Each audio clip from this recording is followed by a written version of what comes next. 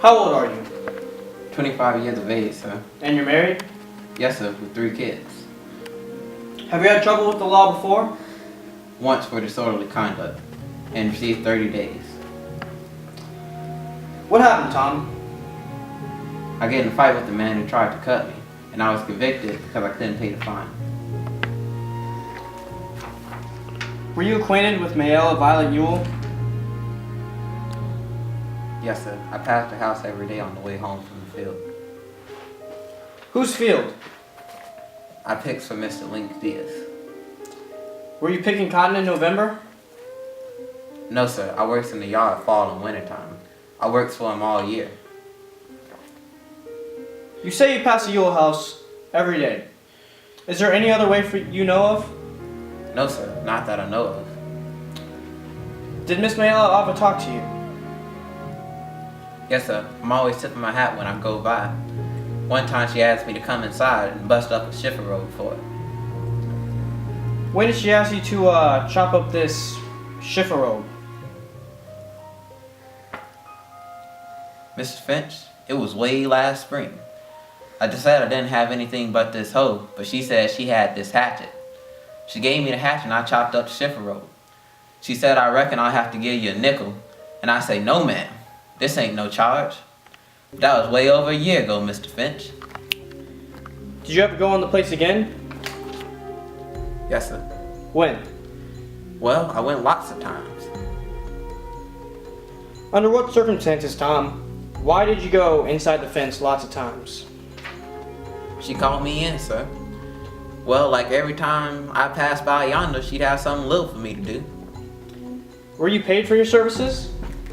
No, sir. She offered me a nickel the first time, but I knew she ain't have no nickels to spare. Where were the other children? They were all over the place, sir. Always around, all over the place. They watched me work. Some of them sat in the window. Would Miss Mayella talk to you? Yes, sir. She talked to me.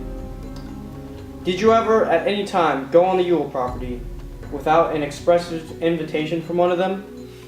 No, sir, Mr. Finch. I never did. I wouldn't do that, sir.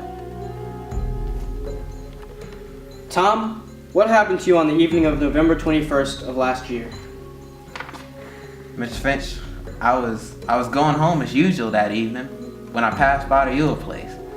Miss Mayella were on the porch, like she said she were. It seemed real quiet like. I didn't know quite why. I was studying why just passing by when she says for me to come there and help her for a minute. Well, I went inside the fence and looked around for some kindling to work on, but I didn't see none. And she says, nah, I got something for you to do in the house. The old door's off its hinges and fall's coming on pretty fast. I said, you got a screwdriver, Miss Mayella? She said she sure had. Well, I went up the stairs and she motioned me to come inside. And I went in the front room and looked at the door. I said, Miss Mayella, this door look all right. I pulled it back and forth and those hinges was all right. Then she shut it in my face. Mrs. Finch, I was wondering why. It was so quiet like, and it come to me that there wasn't a child on the place. Not a one of them. And I said, Miss Mayella, where they chilling? And she says, she was laughing, sort of. She says, they all going to town to get ice cream. She says, took me a slap year to save some nickels, but I done it. They all going to town. I said something like, why, Miss Mayella? That's right smart of you. Treat them. And she said, you think so? I don't think she understood what I was thinking. I mean, it was smart of her to say it like that and nice of her to treat him. I understand you, Tom. Go on. Well, I said, I best be going. I couldn't do nothing for her. And she says, oh yes, I could. And I asked her what. And she says to just step on that chair yonder and get the box down from on top of the shiffer robe. Not the same shiffer robe you busted up? No, sir. Another one. Most as tall as the room. So I done what she told me, and I was just reaching when the next thing I know, she grabbed me around the legs. Grabbed me around the legs, Mr. Finch. She scared me so bad I hopped down and turned the chair over. That was the only furniture disturbed in that room, Mr. Finch. When I left it, I swear for God. What happened after you turned the chair over?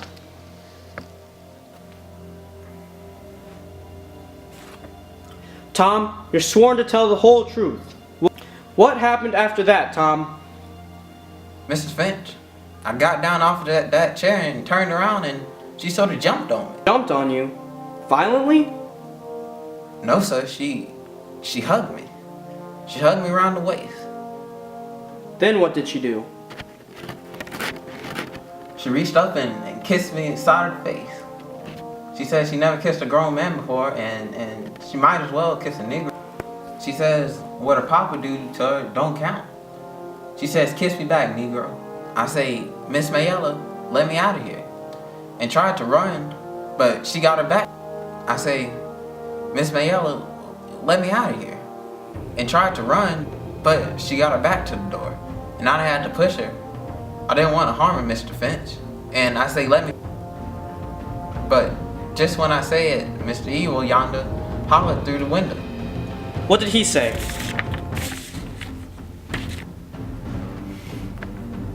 Something not fitting to say. Not fitting for these folks and chilling to hear. What did he say, Tom? You must tell the jury what he said. He says, you goddamn whore, I'll kill you. Then what happened? Mr. Finch, I was running so fast I didn't know what happened. Tom, did you rape Mayella Ewell? I did not, sir. Did you harm her in any way? I did not, sir. Did you resist her advances? Mr. Finch, I tried. I tried to, though being ugly to her. I didn't want to be ugly. I didn't want to push her or nothing. Tom, go back once more to Mr. Ewell. Did he say anything to you? Not anything, sir. He might have said something. But I weren't there. What did you hear, Tom? Who was he talking to? Mr. Finch, he was talking and looking at Miss Mayella. And then you ran? I sure did, sir. Tom, why did you run? I was scared, sir. Why were you scared, Tom? Mr. Finch, if you were a Negro like me, you'd be scared too.